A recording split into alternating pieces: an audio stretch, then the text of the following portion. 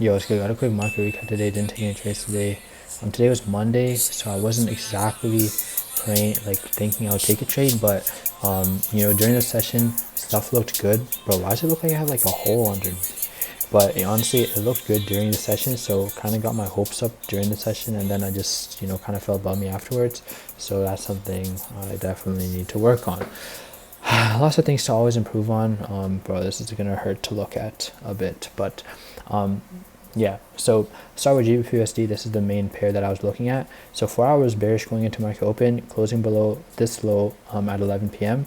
With the whole Iran-Israeli kind of war going on with the America and everything, it's kind of unstable, so you never know what's gonna happen. Bro, why does my neck look so narrow? I don't know what's going on, bro, but that's just something to understand, because bro, like, you never know what's gonna happen when all this is like going on in the world. So like, you never, like, we might just have Trump like just randomly say something, and stop loss will be blown through because of that. But anyways, 4 hours bearish, so I'm looking for highs to get taken, London highs, London lows. Those are the main things I was looking at. So honestly, this looked pretty promising. When we opened right by the London highs, I was like, yo, we could just go into the London highs and then we can go short. We had 1 hour highs along with the London highs, and we also had 1 hour with the Asian highs, but I wasn't really concerned about the Asian highs because it was way far off. So yeah, market open. We opened right below the London high, bro. We're right there. We just consolidated for quite a bit, ended up pushing lower and lower, but I wasn't really too worried about this because I was also looking at JPY.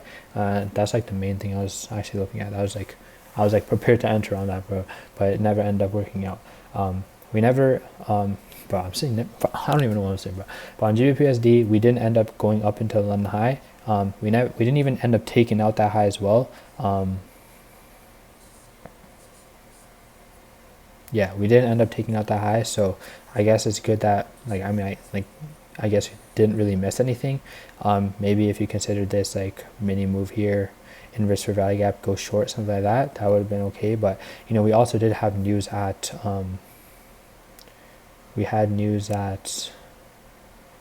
8 a.m. today. There was 8 a.m. red folder news and then 7 a.m. orange folder news. And I wasn't trying to exactly enter right at 7 a.m. if I was to take something, because one time I tried entering and there was an orange folder news and price just went like jumped up, and then I was like halfway in drawdown, which was really annoying. But I mean, like, I got to enter and then it would just go all the way up and almost stop me out, and that's just not good. I don't really want that to happen. So yeah, now GBP honestly, I'm glad that I sat out of this now looking at it, but in the moment it was low-key a bit annoying because I was seeing all these moves up and down, and it would just make me feel really annoyed.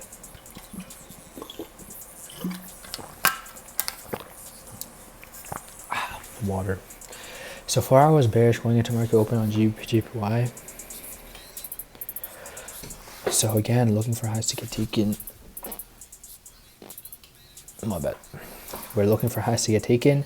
These were actually previous day London highs that I was looking at, so maybe I was stretching it a little bit, but these also had, like, were with 1 hour highs, so I was like kind of okay with it. But I wasn't, again, really planning on taking anything. It's just, that idea that the setup was there was kind of messing with me in the end.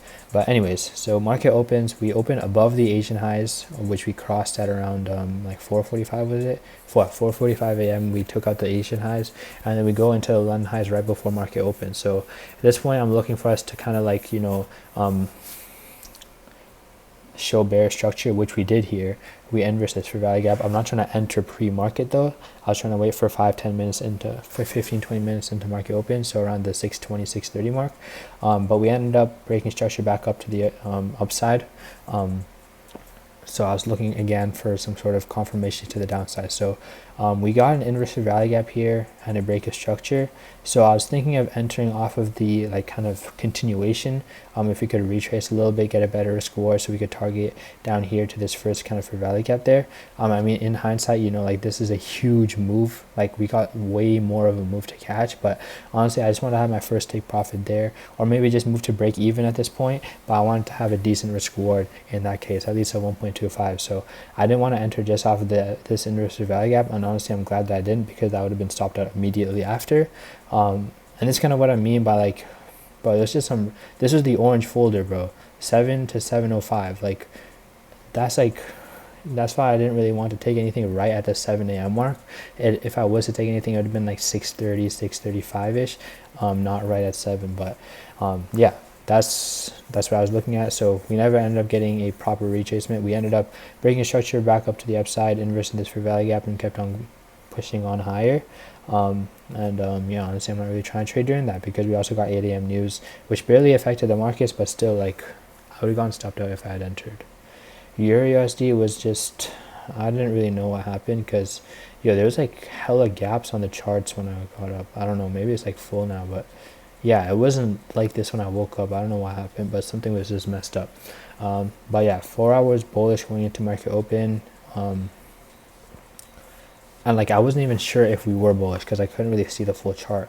But yeah, we took out the London high. I guess we inversed this for value gap to the upside. Maybe it could have entered off a retracement, but again, market barely moved anywhere, and we had news today, so I'm not really trying to trade during that. So honestly, what is the main takeaway from this?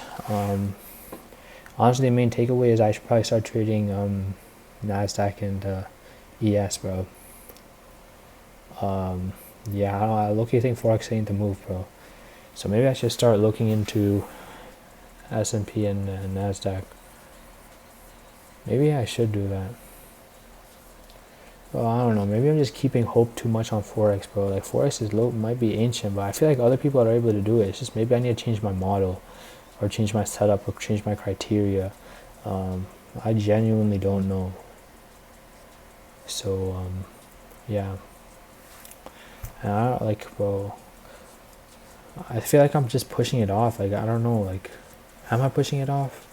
Like, I don't know, bro. Like, it's just there's so much, like, maybe I'm making excuses, but it's like, bro, like, got hella shit going on right now, bro. School, trying to go, school is just a nightmare, bro. Volunteering, job. I don't know, bro. Maybe I'm just being a bitch, bro.